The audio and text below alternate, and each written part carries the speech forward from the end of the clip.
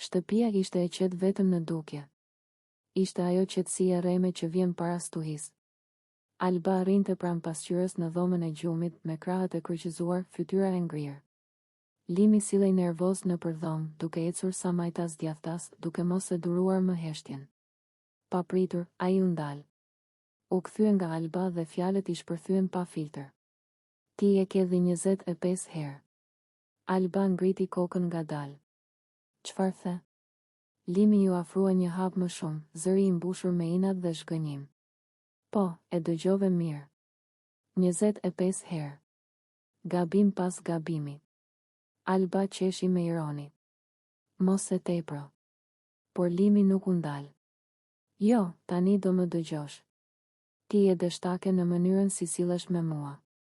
Këto fjalë e goditën Alben drejt në gjoks. Mos më fyej, I tha ajo, me zë të ulët, por të fortë. Po të them të vërtetën, vazhdoi Limi. Ke favorizuar femrat e tjera para meje në këtë shtëpi. Më ke lënë mënjan, më ke bërë të ndihem sikur zvleja. Alba u afrua edhe ajo. Ti je duke luajtur viktimën. Limi qeshi hidhur. Viktim? Alba, ka një javë që jam përkushtuar gjithë kohën ty një javë. Kam qenë pranë teje në çdo moment. Ai ngriti dorën, duke numëruar me gishta. Kur ishe keq. Kur qaje. Kur zdije me këtë flisje. Unë isha aty. Alba u kthye nga ana tjetër, e prekur, por krenare. Nuk të ka detyruar askush. Kjo fjali e ndezi edhe më shumë. Ja pra. Shpërtheu Limi. Kjo është ajo që më çmen. Sikur gjithçka që kam bërë nuk ka asnjë vlerë. Zëri I tij u drodh. Unë kam lënë veten mënjan për ty. Alba u kthye vrullshëm. Dhe pastaj çfarë? Pret medalje? Jo, ja ktheu ai. Pres respekt. Pres të mos më trajtosh si opsion të fundit. Tensioni u rrit.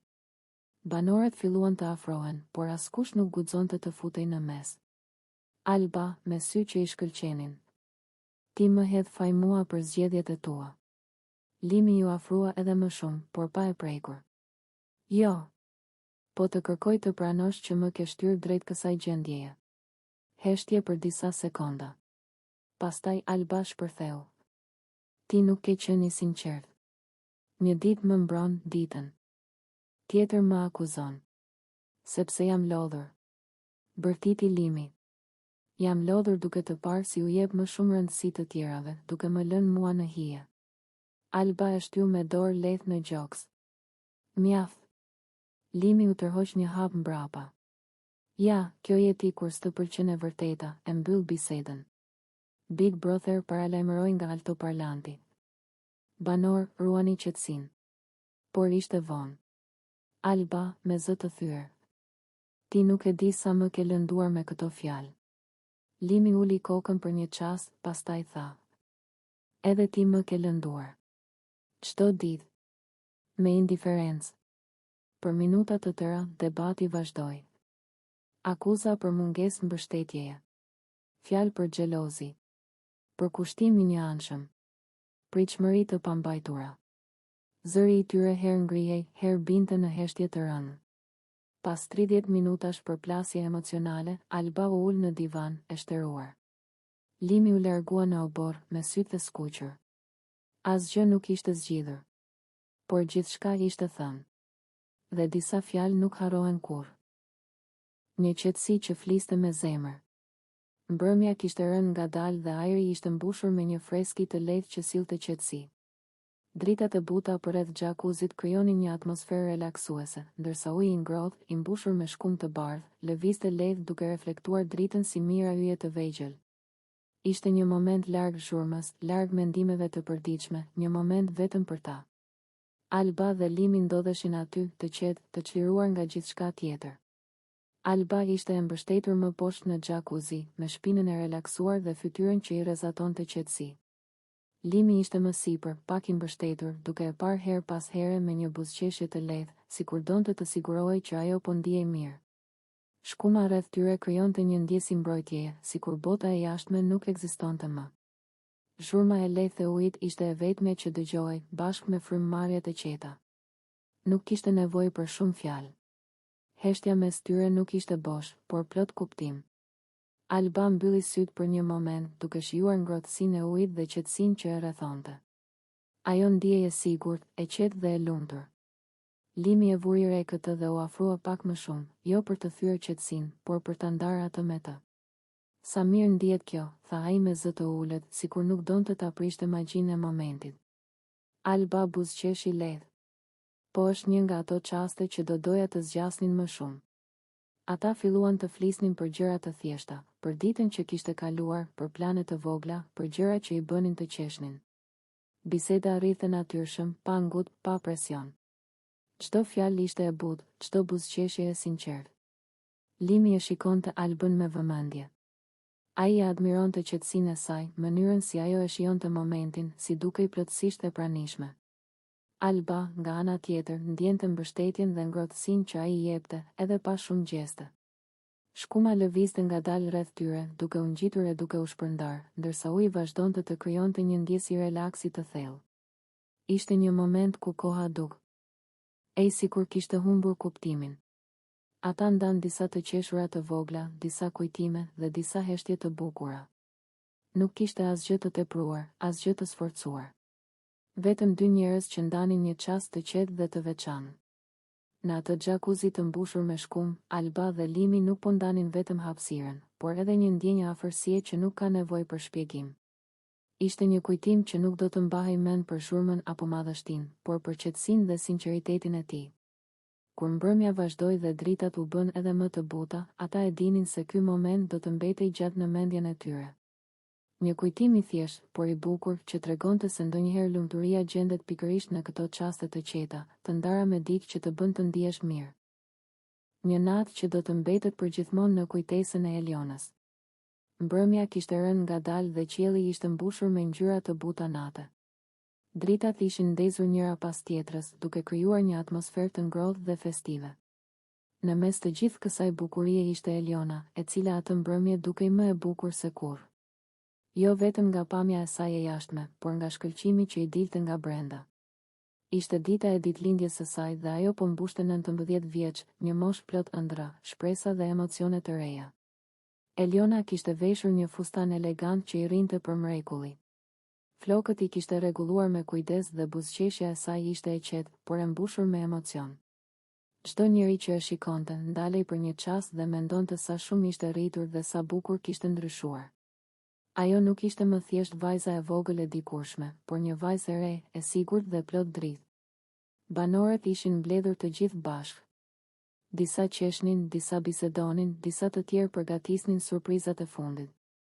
Muzika dëgjohej lehtë në sfond dhe krijonte një ndjesë gëzimi që ndihej në ajër. Eliona mbante në duar tufën e bukur me lule që kishte marrë më herët, por ende nuk e dinte se çfarë momenti i veçantë e priste. Në një çast, vëmendja e të gjithëve u përqendrua te Klodi. Ai u afrua ngadalë, me hapa të qetë, duke mbajtur në dorë një kuti të vogël. Dukej pak i emocionuar, por në të njëjtën kohë i vendosur. Në sytë e tij dukej se kishte diçka më shumë se një dhuratë e zakonshme.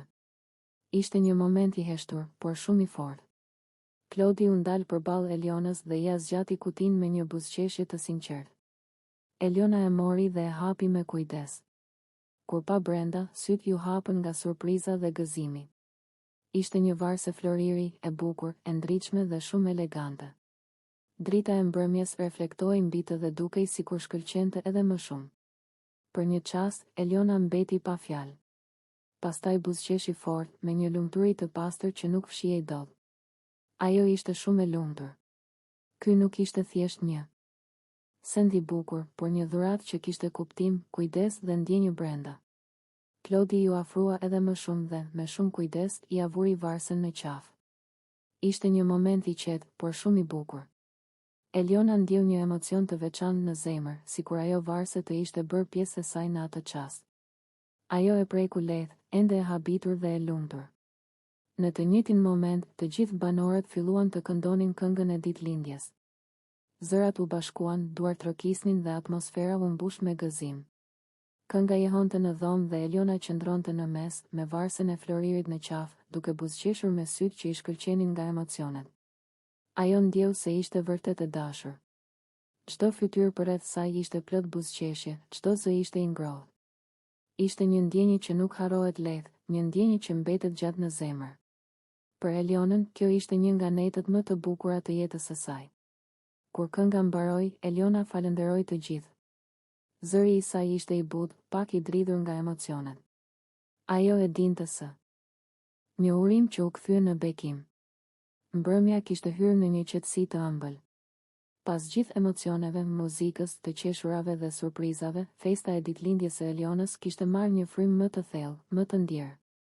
Njerëzit rrinin më afër njëri tjetrit, zërat ishin më të ulët dhe çdo fjalë kishte më shumë peshë.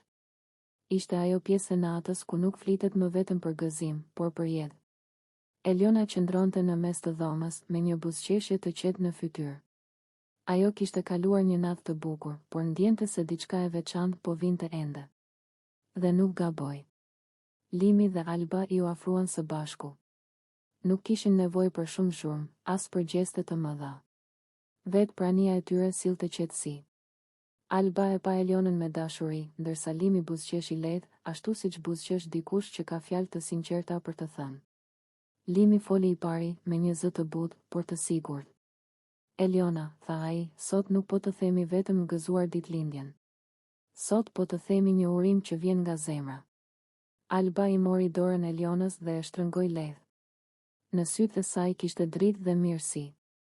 Inshallah Zotit i plotësoft të gjitha dëshirat, tha ajo ngadalë, sikur çdo fjalë të donte të zinte vend në zemrën e Elionës. Inshallah çdo gjë që ëndërron sot, nesër ta gjesh përpara. Eliona i dëgjonte me vëmendje. Zemra i rritë qetë, por thellë. Limi vazhdoi. Inshallah rruga jote të jetë e ndriçuar. Të mos të mungoj kur shëndeti, forca dhe besimi të vetja. Dhe mbi të gjitha mos pafsh kur vuajtje. Këto fjalë ranë, por bukur. Sepse nuk ishin thjesht urime feste, por bekime jete. Po nëse jeta të sjell ndonjë vështirësi, shtoi Alba me zë të ngrohtë, inshallah të jesh gjithmonë e fortë për ta kaluar. Të mos ndihesh kur vetëm. Të kesh gjithmonë dikë pranë që të të mbajë dorën. Eliona ndjeu një ngrohtësi që i mbushi kraharorin. Sytë ju mbushën pak me lot, por ajo buzëqeshi. Ishin lot të mirë njohjeje. Ti je një vajzë e mirë, tha Limi. Me zemër të pastër. Dhe Zoti nuk i haron njerëzit e të. Alba e përqafoi Elionën budh. Nuk ishte një përqafim i shpejt, por i gjatë, i sinqert. Një përqafim që thoshte më shumë se fjalët. Kujtoje gjithmonë këtë natë, i tha Alba. Jo për festën, por për dashurinë që ke rreth vetes. Eliona u shkput pak, i pa të dy në sy dhe foli me zë të dridhur nga emocionet. Faleminderit. Ky urim do të më mbetet në zemër. Disa nga të pranishmit u afruan, të tjerë dëgjonin në heshtje. Ishte një moment që prekte të gjithë. Sepse urimet të tilla nuk janë vetëm për një ditëlindje, por për gjithë jetën. Në atë çast, Eliona e kuptoi se sa e pasur ishte. Jo nga dhuratat, jo nga festa, por nga njerëzit që i uronin mirësi pa interes, pa kushte. Dhe kjo ishte dhurata më e madhe. Mbrëmja vazhdoi, por ajo ndjenjë mbeti. Një ndjenjë paqeje, shprese dhe besimi. Një urim që nuk do të harrohej kurrë. Sepse ka fjalë që thuhen dhe harrohen. Dhe ka fjalë që bëhen bekim. Fjalë që dalin kur bie nata. Mbrëmja e ditëlindjes së Elionës kishte hyrë në atë pikë ku gjithçka bëhet më e ngrohtë dhe më e sinqertë. Muzika nuk ishte më aq e fortë, por ritmi i saj ende ndihej në ajër. Gotat kishin kaluar dorë më dorë, të qeshurat ishin bërë më të çliruara dhe fjalët fillonin të dilnin pa shumë filtër. Ishte ajo orë e natës kur njerëzit tregojnë më shumë se ç'kan treguar gjithë ditën. Eliona ishte ulur pak më anash, me një buzëqeshje të qetë, duke shijuar momentin. Fustani i rinte bukur, flokët i binin lehtë mbi supe dhe dritat e mbrëmjes i jepnin një shkëlqim të veçantë. Nuk po përpiqej të binte në sy, por prania e saj fliste vetë. Limi, që kishte pirë disa gota më shumë se ç'duhej, e vështroi për disa çaste pa folur. Nuk ishte një shikim i rastësishëm. Ishte ai shikim që vjen kur dikush tërhiqet nga energjia e tjetrit. Ai ndjeu një guxim të papritur, atë guxim që vjen kur mendja zbutet dhe zemra flet më lirshëm. U afrua ngadalë dhe u ul pranë saj. Eliona e vuri re, por nuk u largua. Thjesht e pa me një buzëqeshje të lehtë, sikur po priste se çfarë do të thoshte. E di çfarë, tha Limi, me zë pak të ulët, por të sigurt. Sonte je ndryshe. Eliona qeshi lehtë. Ndryshe si? Ai ngriti supet, sikur po kërkonte fjalët e duhura. Je shumë e ëmbël, tha. Dhe po, je shumë seksi. Fjala ra në ajër, e drejt për drejt, pas bukurime. Jo si fyrje, jo si presion, por si një mendim I thënë pa filtra. Eliona ngriti vetullat për një çast, pastaj buzëqeshi. Nuk u skuq, nuk u nervozua. Ishte mësuar që ndonjëherë njerëzit flasin më lirshëm pasi pinë. Po ke pirë pak, I tha ajo me shaka. Pak, qeshi Limi. Ndoshta. Por s'po gënjej. Ai e pa drejtë në sy dhe vazhdoi, tani më serioz. Je gocë kopertinash. E ke atë gjën si ta shpjegoj që edhe kur rri pa folur, të gjithë të shikojnë. Eliona ndjeu një përzierje emocionesh. Një pjesë e saj u ndje mirë nga komplimentet, një pjesë tjetër mbeti e kujdesshme. Ajo e dinte se gotat flasin ndonjëherë më sër. Unë se mendja. Faleminderit, tha ajo thjesht. Por mos e tepro. Limi buzëqeshi dhe uli pak kokën. S'po të teproj. Thjesht po them atë që shumë kush mendon e nuk e thot. Përreth tyre, festa vazhdonte. Të tjerë qeshnin, dikush kërcente, dikush tjetër tregonte histori. Por për disa minuta, biseda e tyre krijoi një hapësirë të vogël, një flusk ku fjalët kishin peshë. Eliona e ndryshoi pak temën, duke e mbajtur situatën të lehtë. Ajo dinte ta bënte këtë, të mos e prishte momentin, por as të mos e linte të shkonte më larg se ç'duaj. Limi e kuptoi. Ai nuk e shtyu më tej. Thjesht buzëqeshi dhe ngriti gotën. Gëzuar ditëlindjen, I tha. E meriton gjithë vëmendjen sonte. Faleminderit, ja ktheu ajo. Kur ai u ngrit dhe u largua, Eliona mbeti për një çast duke menduar. Nuk ishte hera e parë që merrte komplimente, por çdo situatë ka ngjyrën e vet, ajo e dinte se disa fjalë vijnë nga momenti, disa nga ndjenja reale, e disa nga guximi I gotave. Kjo natë I kishte dhënë shumë emocion.